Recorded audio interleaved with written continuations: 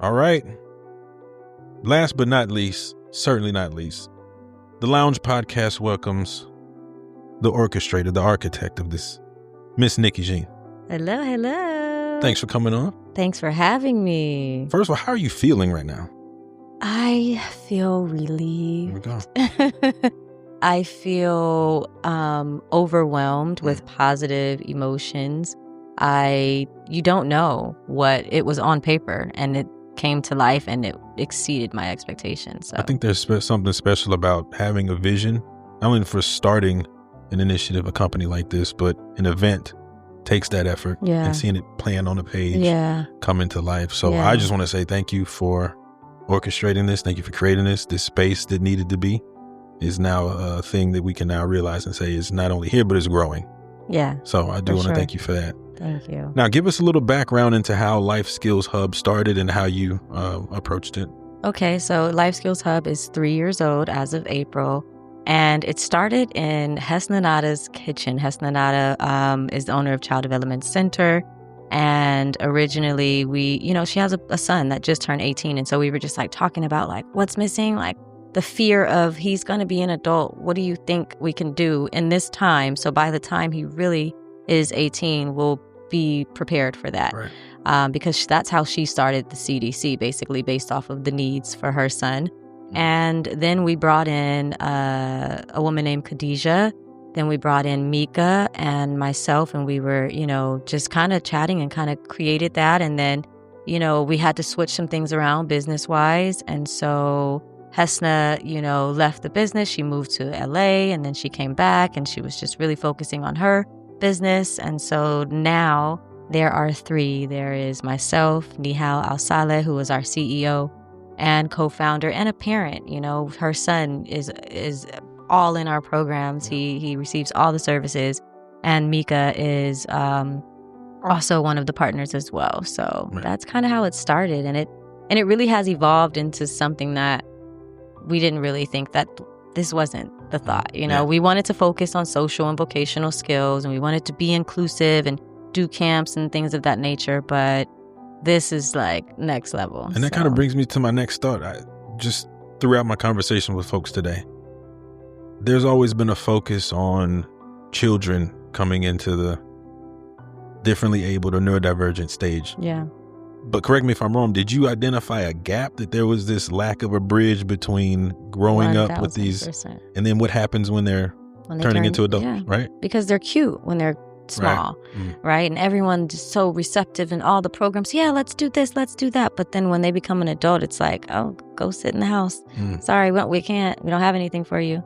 And that's a problem for me, because I have been in the field for 15 years, and so my clients become like family to me. So I don't want to see my clients regress. I've worked so hard on these skills to master and to master these skills, and for them to become independent, for us to just now say, okay, sit in the house. Well, what did we do all that work for? Right. No, we're going to keep pushing. Right.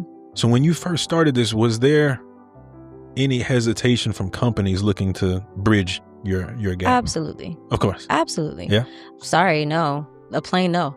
Right. And, that's fine. You're not for it. Sure. But I can guarantee that a lot of those companies are now like, oh, okay, yeah, what do we do? How can we?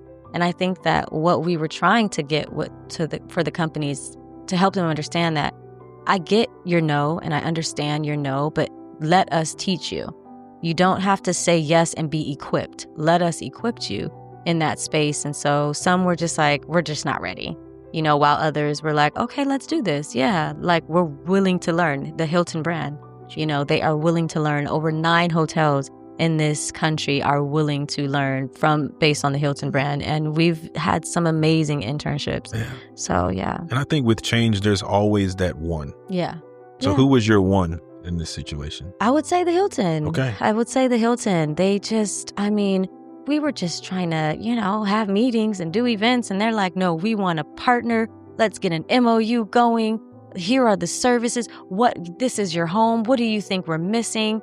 Let's train all the hotels. Like, they were the one that saw the bigger vision than we saw. And based on that, of course, other hotels try to, reach out to us, which has been a blessing, but we are loyal, and you have to, we're not, it's not done. The relationship is not done, and we still are learning as we're building. So we're going to stay here for now.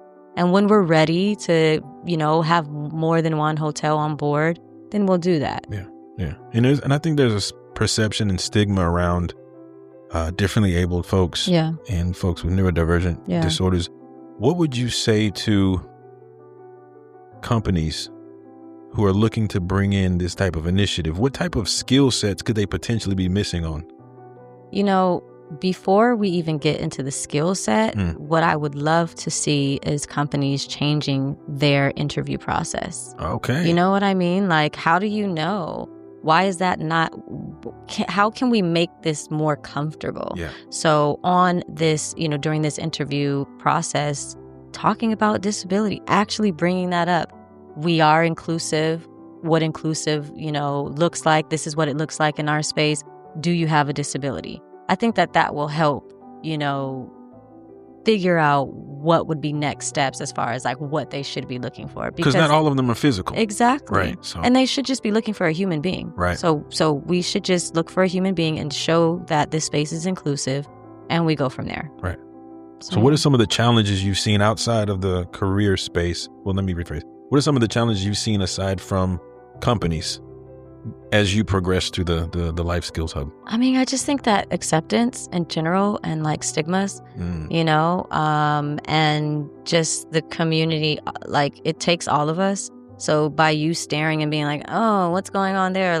It could be different. You could ask a question, instead of assuming. So I just think that we as a community, and this is a global thing, we as a community should have a little more empathy and a little more grace for the differences that are walking around, because just because you're fine right now doesn't mean that in a few years you may now have a disability. You could get hit by a car. You can start to, develop a disorder. You just don't know what the future holds. So if we can just be kind to each other, because you might need that kindness in the future. So, right. Yeah. And for parents who are recently, or for parents who are new to this, they've just had a child and found out that they have a neurodivergent issue or are differently abled. How have you encouraged them to get their children the extra help that they may need? You know what? I love when I get parents that just don't know where to go. Yeah. Because I think that when I first started this space, that was also a lot of my clients came to me when I was in the States, and I didn't have the answers for them, and I felt so bad. And so I've been in this field for 15 years. So now I have the answers, so I encourage parents to find their village, speak out, we have to get over, feeling whatever the emotions that you feel, from denial to embarrassment. This is our reality, and how do we push? So if we speak to someone, that is the first step of being able to accept and get the resources and things that you need. Absolutely. So a little test. I want you to close your eyes. Oh God. Okay. Watch this. So Life Skills Hub is where it is now. Where is it in 5 years? 5 years. Okay, you can open your eyes now. Okay. 5 years. Life Skills Hub is all over the GCC. I think that this hub can be placed in all of the different countries. I think that Life Skills Hub will be working really closely with the governments in the GCC. So not just hey, we're a company and we're here, but no, we are leading this. We are pioneering this. We are, special experts in this space. So getting these governments, because that's what it takes, is the government also. It's like a top-down approach, right? There you go. Yep. So that is where I see Life Skills Hub in the next 5 years. Well, that sounds great. Yeah. So I assume you wear many hats. Yes. Which one is your favorite hat to wear? The therapist. Okay. I love getting on the floor with the kids. And that's your background? That's my background. Yeah. I'm a behavior therapist. I specialize in autism. So I love just directly connecting with my kiddos and the parents, doing the parent training, because that's where it really matters. That's the most impactful work for me, is working directly working on these goals, seeing them master, seeing the families, feel good about the growth. And So when it comes to running the company, I would assume it's a bit of an army approach, right? You got to wear a lot of hats, a lot of missions. Yeah. What do you say to someone who's looking to join, maybe as a volunteer, just to make themselves more aware? So honestly, we would rather someone volunteer. I think that we've learned that on paper is great, but if you really can't, turn those skills into real work, what you write on paper does not always transform into act.